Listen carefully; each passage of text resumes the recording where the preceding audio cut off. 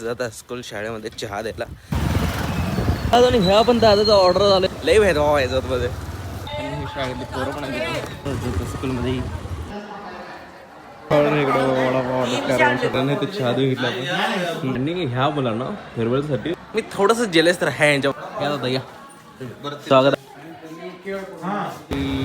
खजूरचे गेले मला वाटलं 4-5 दिवस लागतील काय तर हे बाबा हो ना दादाचं म्हणणं आहे की आमचे ब्लॉग यांना दिसून आता भाई आज बँडच होता माझ्या शाळेत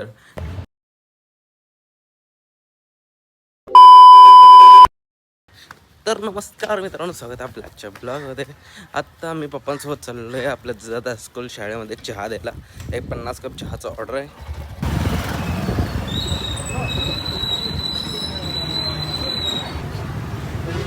एन्जॉय करा हां. तर आता सकाळी दादा आपलं ते ओपीट द्यायचं होतं, म्हणजे सकाळचा नाश्ता दादाचा, तर त्याला दिलोय. आणि ह्या पण दादाचा ऑर्डर झालं इथं 700 काय आहे दादा 500 वडा भाई बघा. मला फक्त 50 सांगितलं सर ना, आणि ह्याला 500 आहे. लई भेदभाव आहे मध्ये. आणि ही शाळेतली पोरं पण आहे तर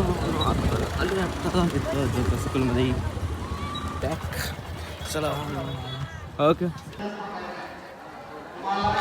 इकडं वडापाव ऑर्डर करायला बोल नाही तर चहा देऊन घेतला आपण.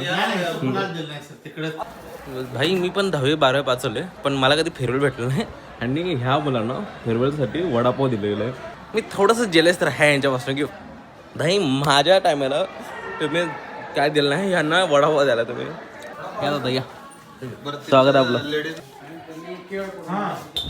तर आता झाले सगळं चहा देऊन तिकडं. हार मला लेट वर्ण झाले ना, खजूर से गेले सॉरी आज सामान से गेले खजूर मॅट टाईप विषय झाले मला. काल रस्ता करत होते एकदम मस्त करून टाकले काल रात्रीत. मला वाटलं 4-5 दिवस लागतील काय, लवकर काय म्हटलं मस्त जातचा विकास व्हायला बाबा. भावना इथं आपला एक बारका फॉलोअर भेटला आपल्याला. काय म्हणतो त्यांना चहावाल्यांना फॉलो करा, लाईक करा आणि कमेंटला शेअर करा. आणि मला काय म्हणता अजून तर हे बाबा धरा दूध चालू देवा अजून काय म्हणताय. भावना दादाचं म्हणणं आहे की आमचे ब्लॉग यांना दिसून आता चालू करा चांगला 1 number blog. Okay okay thank you येतो भाई. आज बँडच होता माझ्या शाळेत. तर कसं झालं विषय की बाबा सकाळी ऑर्डर आलं, मी गेलो होतो शाळेत.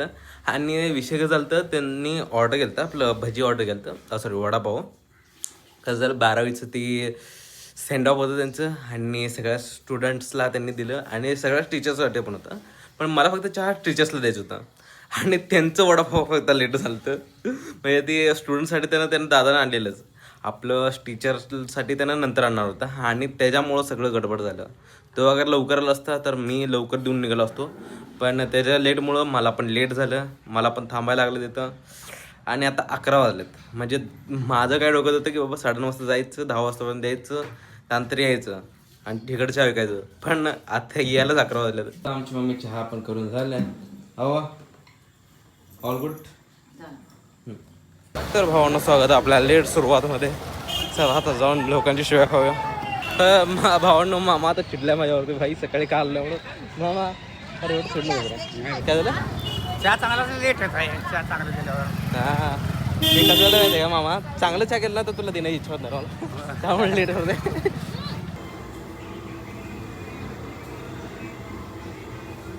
वाढदिवस आहे ते काय करू नको सर. तुम्हाला भीतीच वाटत. पण आता आले दुकानात, आणि दुकानात आहे तर कपात ही जे आपण काय ना स्वच्छ आपल्याला करायचं ते तर आता करूया.